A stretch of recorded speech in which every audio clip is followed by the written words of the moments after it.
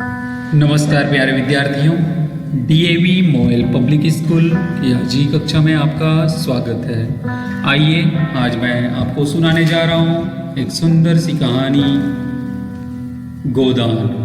आज के कहानी वाचन में प्रेमचंद द्वारा रचित ये कहानी गोदान। प्रेमचंद के बारे में आप जानते ही हैं, हिंदी साहित्य के मूर्धन्य लेखक, उपन्यास सम्राट, कलम के सिपाही, जो कि हिंदी साहित्य जगत में बहुत ही प्रसिद्ध लेखक है, जिन्होंने हमारे देश के किसानों और निम्न वर्ग के लोगों को अपनी कहानी और उपन्यास का नायक बनाया। ऐसे ही एक कहानी है होरी के जीवन का, जो कि एक साधारण किसान होता है और वह किसान अपने जीवन में इस तरह कष्टों को उठाता है। इनका इस कहानी में वर्णन किया गया है। उनकी पत्नी है धनिया और मुख्य पात्र है होरी। आइए प्रारंभ करते हैं आज की कहानी गोदान। होरी राम ने दोनों बैलों को सानी पानी देकर अपनी स्त्री धनिया से कहा, गोबर को ऊख गोड़ने भेज देना, मैं न जाने कब लौटूं, जरा मेरी लाठी दे दे। धनिया के दोनों हाथ गोबर से भरे थे, उपले पात कर आई थी। बोली, अरे कुछ रस पानी तो कर लो, ऐसी जल्दी क्या है? होरी ने अपनी झुर्रियों से भरे हुए माथे को सिकोड़ कर कहा, तुझे रस पानी की पड़ी है, मुझे यह चिंता है कि अबेर हो गई तो मालिक से भेंट होगी या नहीं होगी। स्नान पूजा करने लगेंगे तो घंटों बीत जाएगा। इसी से तो कहती हूँ कुछ जल पान कर लो, और आज न जाओगे तो कौन सा हरज होगा। अभी तो परसों गए थे ना।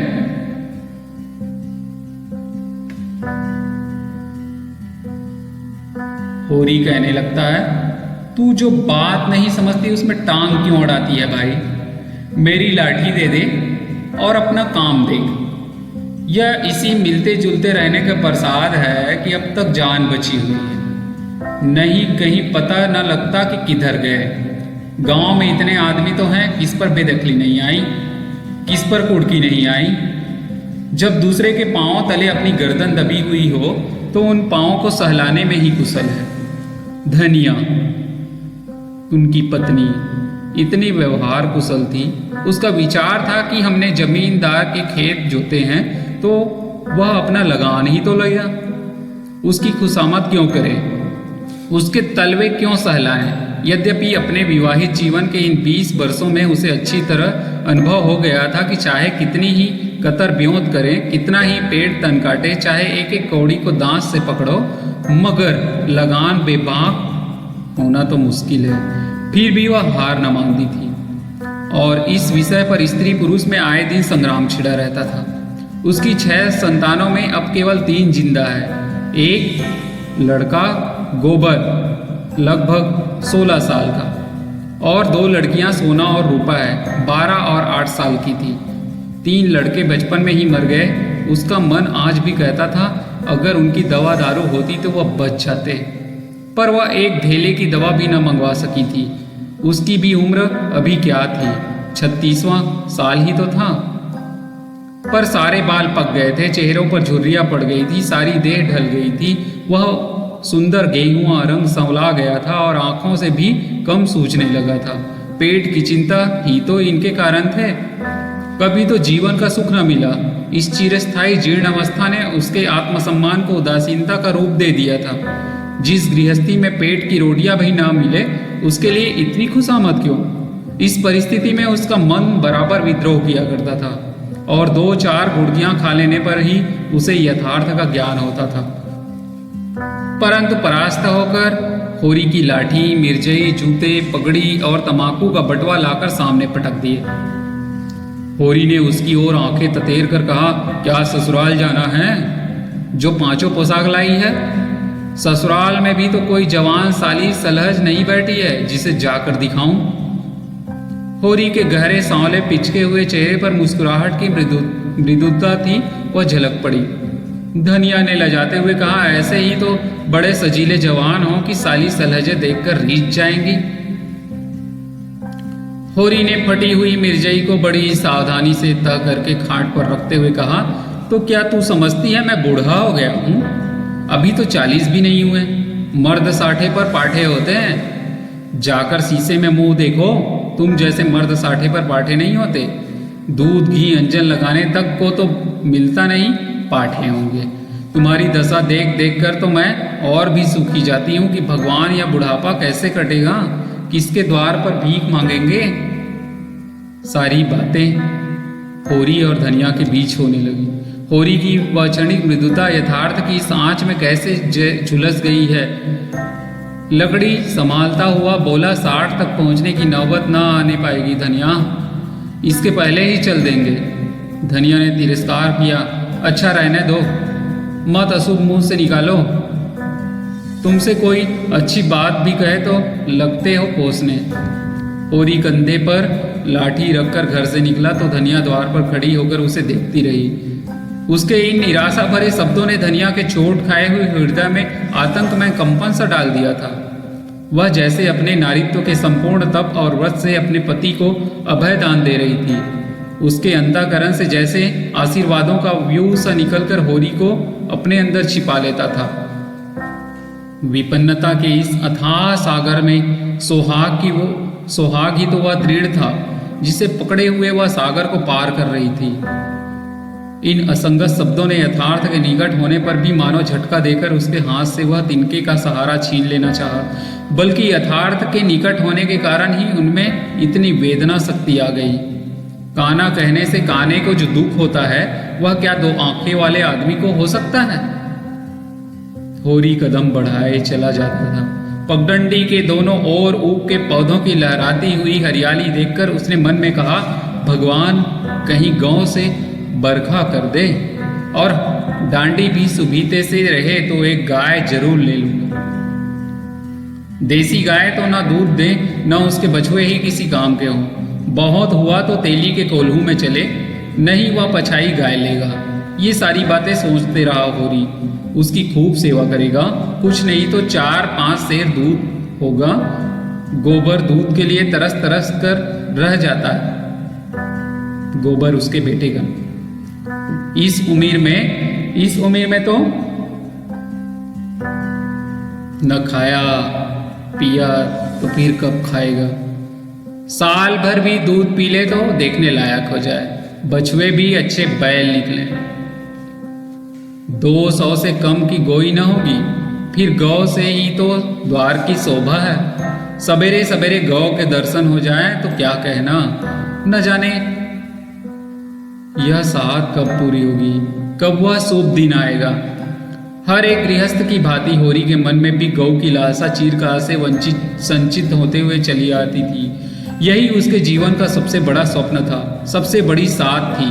बैंक सूद से चैन करने या जमीन खरीदने या महल बनवाने की विशाल आकांक्षाएं उसके नन्हे से हृदय में कैसे समाती। जेठ का सूर्य आमों के झुरमुट से निकलकर आकाश पर छाई हुई लालिमा को अपने रजत प्रताप से तेज प्रदान करता हुआ ऊपर चढ़ रहा था और हवा में गर्मी आने लगी थी।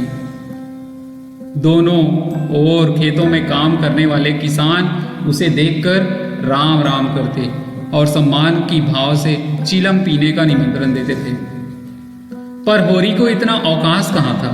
उसके अंदर बैठी हुई सम्मान लालसा ऐसा आदर पाकर उसके सूखे मुख पर गर्व की झलक पैदा कर रही थी।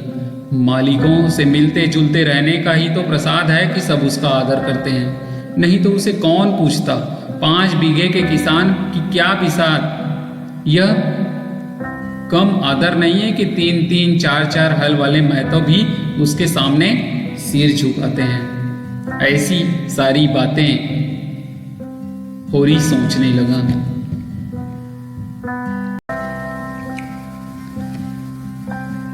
अब वह खेतों के बीच की पगडंडी को छोड़कर एक खलेटी में आ गया था, जहां बरसात में पानी भर जाने के कारण तरी रहती थी और जेठ में कुछ हरियाली नजर आती थी। आसपास के गांवों की गौएं यहाँ चरने आया करती थी। उस समय में भी यहाँ की हवा में कुछ ताजगी और ठंडक थी। होरी ने 2-3 सांसें जोर से ली। उसके जी में आया कुछ देर यहीं बैठ जाए। दिन भर तो लू लपाट में मरना ही है। कई किसान इस गड्ढे का पट्टा लिखाने को तैयार थे, अच्छी रकम देते थे, पर ईश्वर भला करे राय साहब का कि उन्होंने साफ कह दिया या जमीन जानवर की चराई के लिए छोड़ दी गई है और किसी दाम पर भी नहीं उठाई जाएगी। कोई स्वार्थी जमींदार होता तो कहता गाय जाए भाड़ में, रुपये मिलते हैं तो क्यों छोड़े। पर राय साहब अभी तक पुरानी मर्यादा निभाते आते हैं। जो मालिक प्रजा को ना पाले वह भी कोई आदमी है। सहसा उसने देखा भोला अपनी गाय लिए इसी तरफ आ रहा है। भोला इसी गांव से मिले हुए एक पूर्वे का ग्वाला था और दूध मक्खन का व्यवसाय करता था। अच्छा दाम मिल जाने पर कभी कभी किसानों के हाथ गाय बेच भी देता था। होरी का मन उन गायों को देखकर ललचा गया। अगर भोला वह आगे आने वाली गाय को दे दे तो उसका क्या कहना, रुपये आगे पीछे देता रहेगा। वह जानता था घर में रुपये नहीं है, अभी तक लगान नहीं चुकाया जा सका। विशेषर साहू का देना भी बाकी है, जिस पर आने रुपये का सूद चढ़ा रहा। लेकिन दरिद्रता में जो एक प्रकार की अदूरदर्शिता होती है, वह निर्लज्जता को तकाजे, गाली और मार से भी भयभीत नहीं होती। उसने उसे प्रोत्साहित किया।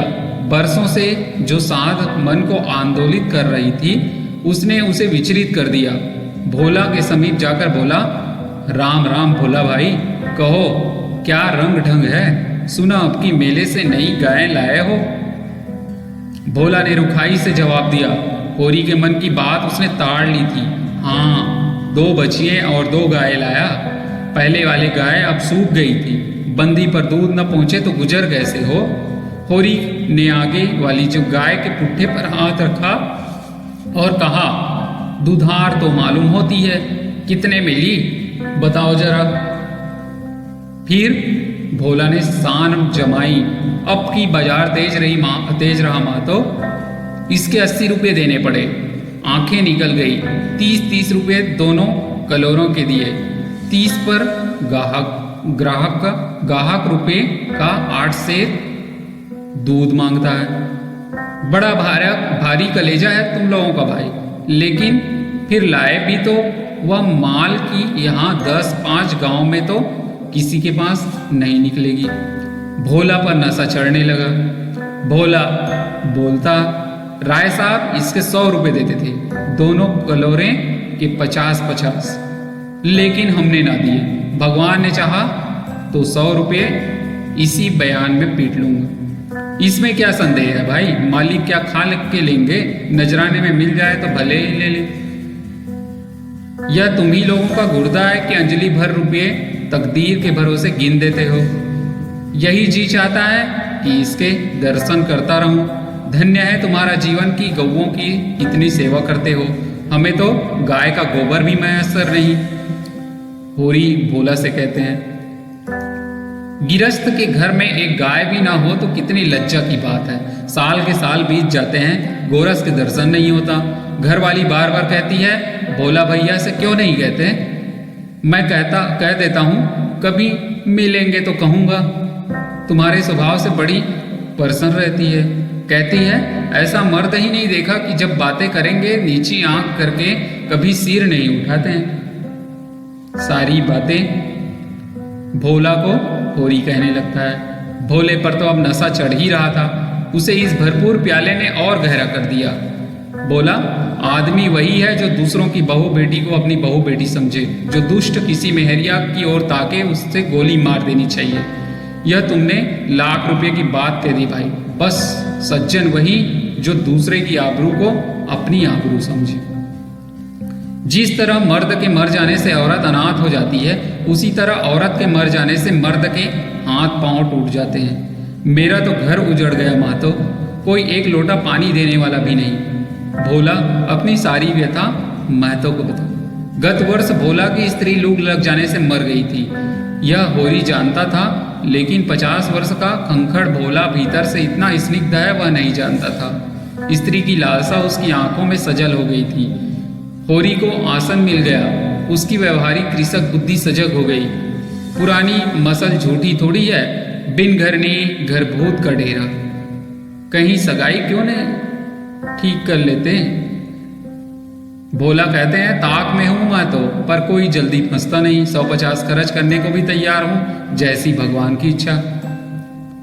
अब मैं भी फिक्र में रहूंगा, भगवान चाहेंगे तो जल्दी घर बस जाएगा। बस यही समझ लो कि उबर जाऊंगा भैया। घर में खाने को भगवान का दिया हुआ बहुत कुछ है, 4 पैसे ही रोज दूध हो जाता है, लेकिन किस काम का। मेरे घर में एक मेहरिया है, मेरे ससुराल में एक मेहरिया है, ऐसा होरी कहने लगता है। 3-4 साल हुए उसका आदमी उसे छोड़कर कलकत्ते चला गया। बेचारी पिसाई करके गुजारा कर रही है। बाल बच्चा भी कोई नहीं है, देखने सुनने में अच्छी है, बस लक्ष्मी समझ लो। भोला का सिकड़ा हुआ चेहरा जैसे चिकना गया। आस में कितनी सुधा है। बोला अब तो तुम्हारा ही आसरा है, मैं तो छुट्टी हो तो चलो एक दिन देख आए। फिर होरी ने सहानुभूति के स्वर में कहा, तुमने हमसे पहले क्यों नहीं कहा। हमने एक गाड़ी भूसा बेच दिया। भोला ने माथा ठोकर कहा, इसलिए नहीं कहा भैया कि सबसे अपना दुख क्यों रहूं। बांटता कोई नहीं, हंसते सब हैं। जो गायें सूख गई हैं उनका गम नहीं, पत्ती सत्ती खिलाकर जिला लूंगा, लेकिन अब यह तो राती बिना नहीं रह सकती। हो सके तो 10-20 रुपए भूसे के लिए दे दो। किसान पक्का स्वार्थी होता है, इसमें कोई संदेह नहीं। उसकी गांठ से रिश्वत के पैसे बड़ी मुश्किल से निकलते हैं। भाव ताव में भी वह चौकस होता है। ब्याज की एक एक पाई छुड़ाने के लिए वह महाजन की घंटों चिरौरी करता है। जब तक पक्का विश्वास न हो जाए वह किसी के फुसलाने में नहीं आता। लेकिन उसका संपूर्ण जीवन प्रकृति से स्थायी सहयोग है। वृक्षों में फल लगते हैं, उन्हें जनता खाती है। खेती में अनाज होता है, वह संसार के काम आता है। गाय के थन में दूध होता है, वह खुद पीने नहीं रह जाती, दूसरे ही पीते हैं। मेघों से वर्षा होती है, उससे पृथ्वी तृप्त होती है। ऐसी संगति में कुत्सित स्वार्थ के लिए कहाँ स्थान। होरी किसान था और किसी के जलते हुए घर में हाथ सेकना उसने सीखा ही नहीं था। भोला की संकट कथा सुनते ही उनकी मनोवृत्ति बदल गई। पगिया को भोला के हाथ में लौटाता हुआ बोला, रुपये तो दादा मेरे पास है नहीं। हाँ, थोड़ा सा भूसा बचा है, वह तुम्हें दे दूंगा, चलकर उठवा लो। भूसे के लिए तुम गाय बेचोगे और मैं लूंगा, मेरे हाथ न कट जाएंगे। ऐसे होरी भोला से कहते हैं। भोला ने आद्रकंठ से कहा, तुम्हारे बैल भूखों न मरेंगे। तुम्हारे पास भी ऐसा कौन मुझे बड़ा रंज होता कि तुमने मुझे इतना गैर समझ लिया। अवसर पड़ने पर भाई की मदद भी न करे तो कैसे काम चले। मुदा यह गाय तो लेते जाओ। अभी नहीं दादा, फिर से लूंगा। तो भूसे के दाम दूध में कटवा लेना। होरी ने दुखी स्वर में कहा, दाम कौड़ी की इसमें कौन बात है दादा। मैं 1-2 जून तुम्हारे घर खा लूंगा तो तुम मुझसे दाम मांगोगे, लेकिन तुम्हारे बैल भूखों मरेंगे कि नहीं। भगवान कोई ना कोई सबील निकालेंगे ही। आषाढ़ सिर पर है, कड़वी बोलूंगा। मगर यह गाय तुम्हारी हो गई, जिस दिन इच्छा हो आकर ले जाना। भोला कहते हैं होरी से, किसी भाई का नीलाम पर चढ़ा हुआ बैल लेने में जो पाप है वह इस समय तुम्हारी गाय लेने में है। होरी में बाल की खाल निकालने की शक्ति होती तो वह खुशी से गाय लेकर घर की राह को लेता।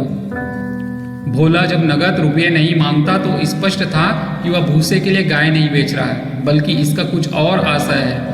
लेकिन जैसे पत्तों के खड़कने पर घोड़ा अकारण ही ठिठक जाता है और मारने पर भी आगे कदम नहीं उठाता, वही दशा होरी की थी। संकट की चीज लेना पाप है, यह बात जन्म जन्मांतरों से उसकी आत्मा का अंश बन गई थी। भोला ने गदगद कंठ से कहा, तो किसी को भेज दूं भूसे के लिए। होरी ने जवाब दिया, अभी मैं राय साहब की ड्योढ़ी पर जा रहा हूं, वहां से घड़ी भर में लौटूंगा, तभी किसी को भेजना।